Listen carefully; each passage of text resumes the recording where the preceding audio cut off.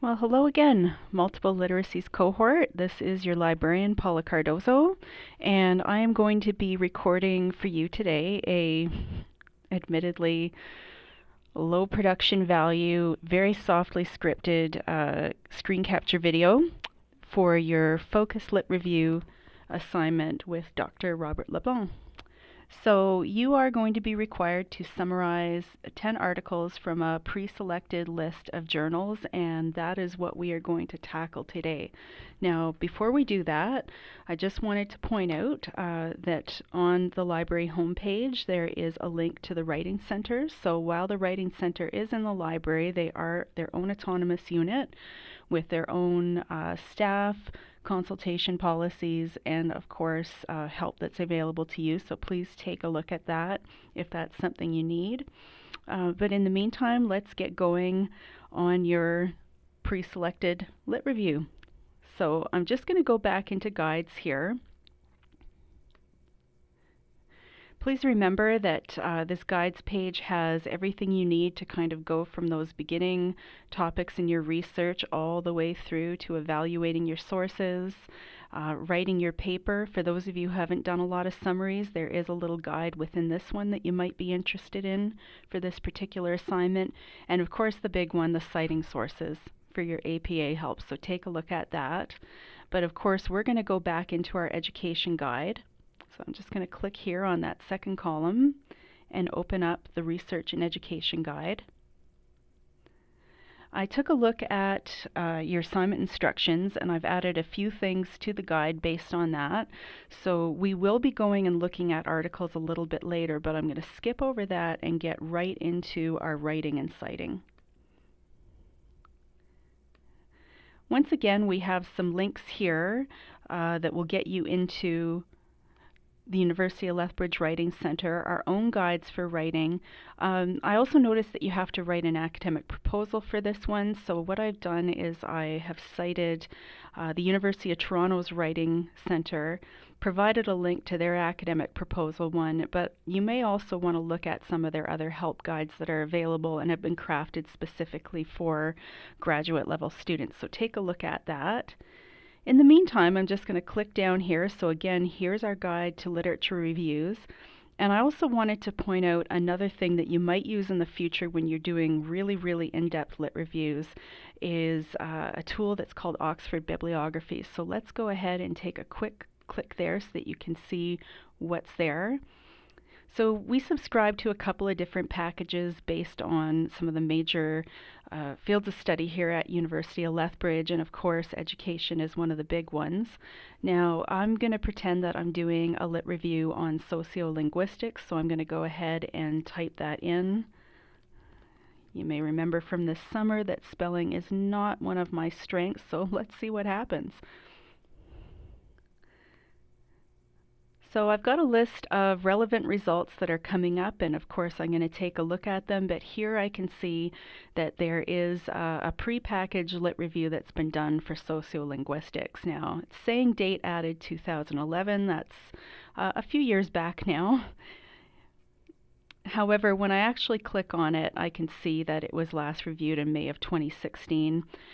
There's probably a reason that they asked this particular scholar to gather this information, so that's another little clue that might help me when I'm trying to determine who are the scholars that have had a voice on my particular topic.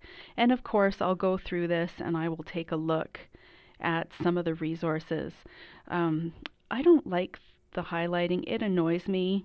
You might not be as picky as I am, but we can turn that off, and then I can go and I can start scrolling through here and I can get some ideas of some places I should go and take a look, and once again kind of get a really good basic introduction to my topic and what's happening within it. What are the conversations that are taking place? So as I scroll down, I'm taking a look at some of the journals, and I see here that I've actually got a Journal of Sociolinguistics, so I'm just going to grab that if I can and copy that, and now I want to see whether or not the University of Lethbridge has a subscription to the journal I'm looking for. Now I can go back into my guides and I can take a look in the education specific articles if I want to. But when we're really doing a deep dive into a particular journal, there's another tool I want to introduce you to if we haven't done this already. So I'm going to click on search. Actually, I want to go to find articles. And we have this tool right here that's called Journal Title Search.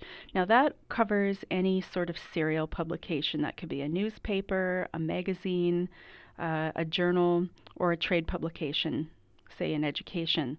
So anything that's kind of published on a regular basis, if we want to see what the holdings are here, what we've got access to, and for how long, we're going to click on that Journal Title Search. So right here, I'm just going to copy and paste that. I'm going to take the period out, watch ampersands and a couple of things. This is really, really picky. And like a lot of library resources, it's not going to correct our spelling. We have to hit search. Now this is going to go through and it's going to look to see whether or not we have the journal that I'm interested in, and then also what of our date ranges are here. And that's really important for this particular topic because your professor has told you that you're limited to the last 18 years and you're not going past any older than 2000. So all of the little things here, those are separate databases that have the full text holdings for this journal. Now, it could be abstracted in some other ones. We'll take a look. Abstract means that you have to click on that find full text to go through and connect with it. But in the meantime, we're going to take a look at this. So for the holdings here, we've got it in communication and mass media complete, but they've got a 1-year embargo period. So that's something that the publishers sometimes do to us to hold back electronic access on something. That's okay. If we don't have it, we'll interlibrary loan it. But all I have to do is look one entry above and I can see that we've got it from 1997 to present in Wiley Blackwell. So that's going to be the one that I'm going to choose for this particular one. So I'm going to click on the database and it's going to take me into Wiley. So Wiley's the publisher, and we can still search within it, but I sometimes find the publisher websites don't have all the searching bells and whistles that the great big, in our case, education-specific databases have. But that's okay. So I'm just going to take a quick look, see what's going on here, and I can confirm if I have a particular article and I have the citation, I can go hunt it down this way. I can go into their most recent article, issue if I want. One thing I did notice, though, was that they had thematic issues. So when scholars are deciding what they're going to be researching, they're also thinking about where they want their articles to be published. And yes, we do publish because we have to in academia, but also because we want to get our research out there and we want to make sure that it's to a targeted specific audience of people who are also interested in our topic and can potentially work with us as well. So we have a whole journal on sociolinguistics, but within that we can have these thematic issues, and I really like that they parse this out for us. So I'm going to click on that and I'm going to take a look. So what happens sometimes with these thematic issues is that there will be a special call out for people who are interested in this really, really particular subfield within our topic. And again, whoever's been asked to edit that, they've been asked to do that for a reason. So pay attention to the names that are involved. And of course, we can go through any of these ones and we can click on that and see what's happening. But in the meantime, for this particular focus search, I need to do a search within this journal. Now, a lot of times you might see something that says search within this journal when we go in, but I'm not seeing that. So I'm going to click on the magnifying glass and hope that that brings me to an advanced search. And in this case, it definitely did. So I'm going to go in and, of course, I'm going to play with my keywords.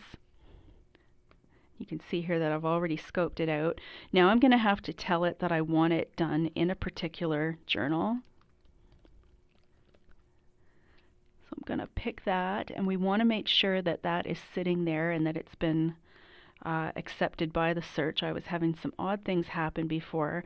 Then we're going to give a custom range. So I'm going to go back to January of 2000, and I'm going to go inclusive to December of 2018, which I know hasn't happened yet, but sometimes some of the journals take pre-publication articles that are going to be put in a future issue. So just in case, I'm going to go for the whole year. And now I'm going to do my search. And I'm going to take a quick look to make sure that it is only pulling journals from my particular one. That's good. I'm going to see how many articles came up within this or how many hits. That's a lot, so I might need to go back up here and put in another keyword depending on what's going on. And now I'm going to do something we talked about this summer. I'm not only going to look at the number of hits I'm getting, but I want to see if they're having a conversation. And if they're kind of all over the place within the larger topic, I'm definitely going to have to play with my keywords and have some fun there. We're not going to be doing book reviews for this one, so what we want to see are actual research articles and sort of original articles. I'm assuming that the person who did the research is the same one who's writing it up and publishing it. And of course, we can go from there. And when we see something that we like, we're going to pay attention to the author, and of course, we're going to go and we're going to read the abstract and make sure that we're on the right path. Now, in the meantime, we did actually have this particular journal abstracted and indexed in other places, so I'm just going to quickly go back and I'm going to take a look at Communication and Mass Media Complete. I happen to know that's an EBSCOhost database, so I can take advantage of some of the bells and whistles. Now, they're holding back full text access in 2018, but they're still indexing it. So I could still technically do a search and hopefully come up with something. Now, in this particular one, I'll just blow this up. In EBSCO databases, they give you the option of searching within the publication, and then I can go, and that is already been filled in for me with my journal, and I can go ahead and I can do my search again if I want to. So that takes us through some of the databases that we know have full text access of this, where we're going to be able to get the article. But if you do still like, say, the ProQuest articles, let's just quickly go back and take a look. I'm just going to go back to the library homepage. So again, we can go back to guides. We can pop open, get our research and education one. I'm going to click on articles right here. So we've done some of the ProQuest, or sorry, the EBSCOhost ones. I'm going to go into ProQuest Education Journal. So that's another great big database family. And you can see here that it has already done my Journal of Sociolinguistics and Cultural Identity.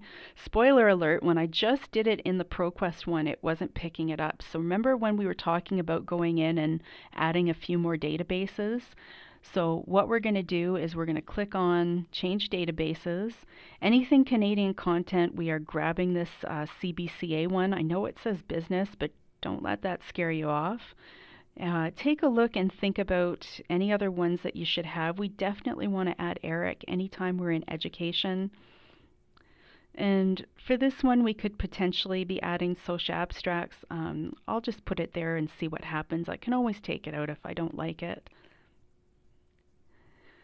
So what I did was I put in sociolinguistics, my journal here. I had already changed that to publication title. I'm going to do my search for cultural identity again. If I want to, I can go and I can limit the publication dates. If I want, I'm just going to do a quick search. And I managed to come up with about 56 results. I'm going to take a quick look and make sure they're coming out with sociolinguistics. They are, that's good. And because it's ProQuest, I have a couple of different bells and whistles, limiters and filters that I can grab and that I can use to make my focused literature search just a little bit more focused. But again, notice here we have this click to find full text, so that just means that within these particular databases, the Journal of Sociolinguistics is abstracted, but it's not full text. So if you're not getting what you need in one of the tools, go ahead and take a look and see what's going on. And of course, if you're not getting what you need and you need a little bit of extra help, you're either going to ask us, or if it's very subject specific, you're going to go ahead and you're going to email me. I have a job because of you. Don't forget that, and I'm here to help. So good luck, happy searching, and if you need anything, please don't hesitate to let me know.